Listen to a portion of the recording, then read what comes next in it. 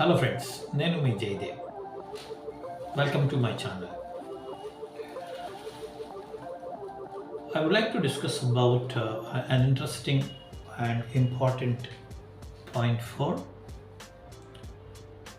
the people who are preparing for competitive exams. పోటీ పరీక్షలకు prepare అవుతున్నటువంటి యువత ఎట్లాంటి మైండ్ సెట్ కలిగి ఉండాలి అనే దాని విషయం గురించి మనం ఇప్పుడు చర్చిద్దాం. భారతదేశంలో జనాభా సుమారుగా ఇప్పుడు 140 కోట్లు. అందులో 50% మంది యువతే ఉన్నారు. అంటే 28 సంవత్సరాల యావరేజ్ వయసు కలిగినటువంటి యువత కలిగిన ఏకైక దేశము భారతదేశం. అంటే హ్యూమన్ రిసోర్సెస్ అనేవి చాలా ఎక్కువగా ఉన్నాయి. అందులో యంగెస్ట్ హ్యూమన్ రిసోర్సెస్ ఈ దేశంలో ఎక్కువగా ఉన్నాయి. ఇటువంటి యువత పోటీ పరీక్షలకు ప్రిపేర్ అవుతున్నప్పుడు ఖచ్చితంగా కాంపిటీషన్ ఎక్కువగా ఉంటుంది. అంటే కాంపిటీషన్ ఎక్కువగా ఉన్నటువంటి ఈ విధమైనటువంటి వాతావరణంలో if you are preparing for competitive examinations, then you should have a plan of work. ఏదో క్యాజువల్గా ప్రిపేర్ అయ్యి వెళ్ళి ఎగ్జామ్ రాస్తే you won't get any benefit, result రాదనమాట. మరి అప్పుడు ఎట్లా ప్రిపేర్ అవ్వాలి అనే దాని గురించి నీకు క్లారిటీ ఉండాలి.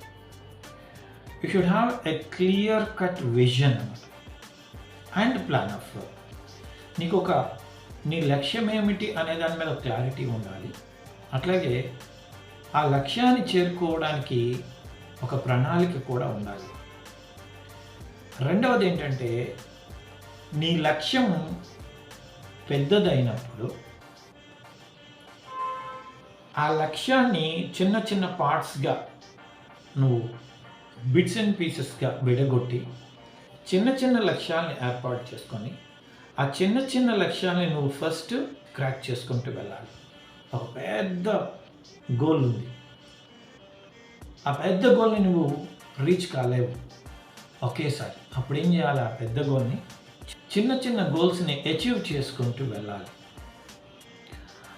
ఆ రకమైన ఆలోచన కానీ నీకు ఉంటే, దానికి నువ్వు చక్కనైన హోంవర్క్ చేస్తే నీ అల్టిమేట్ టార్గెట్ని నువ్వు రీచ్ అవ్వడం చాలా ఈజీ అవుతుంది. రెండవ పాయింట్ ఏంటంటే, ప్రాక్టీస్ అనేది చాలా ఇంపార్టెంట్. చాలామంది ఈరోజు యువతకి ప్రాక్టీస్ అంటే అనే వర్డే నచ్చదు. కానీ బెటర్ ట్రూత్ ఏంటి?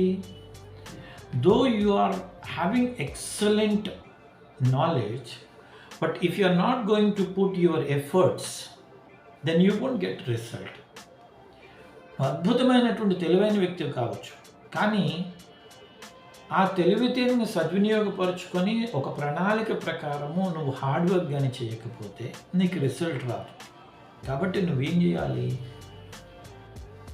నీ సిలబస్ ఎంత ఉందో నువ్వు చూసుకొని ఆ పర్టికులర్ ఎగ్జామ్కి లేదా పోటీ పరీక్షకి ఎంత సిలబస్ అవసరం, ఎంత సమయం ఉంది, ఈ రెండింటిని బేరీజ్ వేసుకొని you should have a plan of work.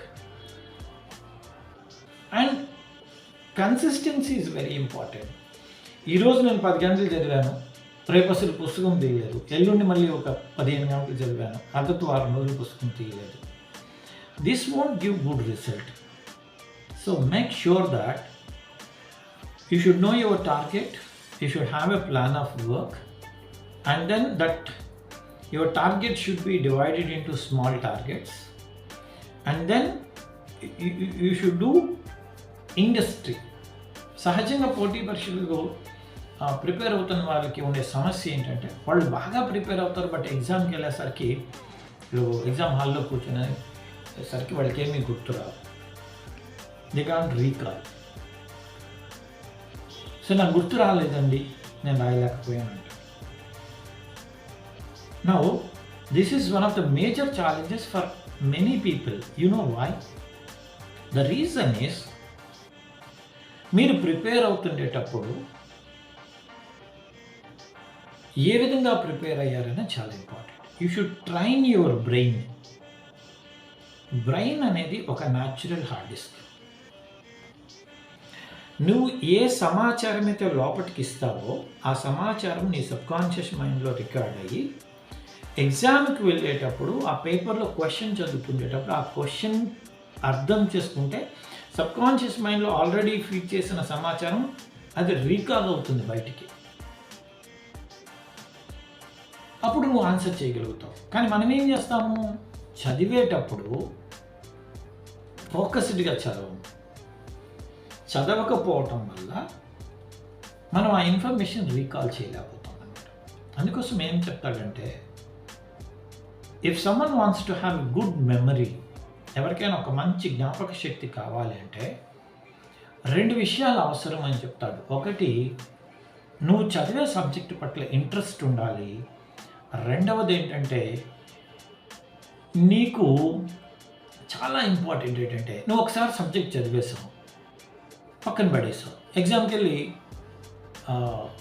కూర్చున్నావు, అక్కడ అంతా గుర్తున్నట్టు ఉంటుంది కానీ గుర్తురాదు.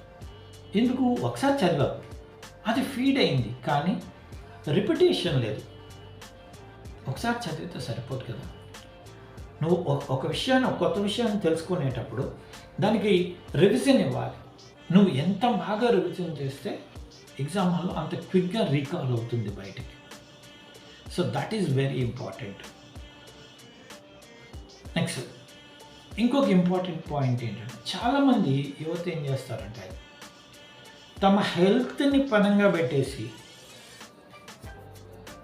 నిద్రాహారాలు మాని మంచి ఫుడ్ తీసుకోకుండా ఫిజికల్ ఎక్సర్సైజ్ లేకుండా చదువుతారు. This is going to kill your opportunity in your life. First take care about your health, then focus on your studies. So be careful with that. ప్రాపర్గా మనకి 24 అవర్స్లో 8+8+8 అనేది ఒక ఫార్ములా. 8 hours స్లీప్, 8 hours పక్కాగా study చేయాలి. మిగతా 8 hours అనేది social life, family life, friends, entertainment, healthy habits, exercise, food, all these things are not. So be careful. 8 hours study must be there. Right, if you are preparing for like civils, group 1 competitive exams, highly competitive examinations like NEET prepare అవుతున్నావు, లేదా banking సెక్టర్లో prepare అవుతున్నావు, రైల్వేస్లో prepare అవుతున్నావు, civils prepare అవుతున్నావు, NDA prepare అవుతున్నావు, IIT prepare అవుతున్నావు, then you should give more time because competition is very huge and seats are very limited. So be careful. ఇంకొకటి చివరిగా చెప్పేది ఏంటంటే, నీవు ఒక లక్ష్యం పెట్టుకొని ప్రయాణం చేస్తుండేటప్పుడు ఎక్కడో దగ్గర నువ్వు డిమోటివేట్ అవుతావు. ఆ డిమోటివేట్ అవుతున్నప్పుడు నువ్వు కేర్ఫుల్గా ఉండాల్సింది ఏంటంటే, నీ లక్ష్యం ఏమిటి, నువ్వు లక్ష్యాన్ని ఎందుకు పెట్టుకున్నావు, ఎంతవరకు అచీవ్ చేస్తావు, ఇంకా నీకు ఎంత ఉన్నది అనేది ఎప్పుడు కూడా నువ్వు కాంటెంప్లేట్ చేసుకోవాలి, రీకాల్ చేసుకోవాలి, అండ్ నిన్ను నువ్వు మోటివేట్ చేసుకోవాలి. గుర్తుపెట్టుకో, నీ జర్నీలో నీకు ఒక లక్ష్యం ఉంటుంది, నా జర్నీలో నాకు ఒక లక్ష్యం ఉంటుంది. నేను నీకు మోటివేట్ చేయగలుగుతా, కానీ నేను నీతో పాటు నీ లక్ష్యం వరకు రాలేను. Because my target is different. If you want to achieve your target, you should motivate yourself and you should do your hard work and you should achieve your goal. No one is responsible for your goal. Your parents can spend money to you, but they can't read your subject, they can't give your examination. So friends, competitive exam prepare అయ్యే వాళ్ళందరికీ ఈ 6-7 points మైండ్లో పెట్టుకొని మీరు prepare అయితే మీ లక్ష్యాన్ని మీరు చేరుకుంటారు అని ఆశిస్తూ all the best. Thank you.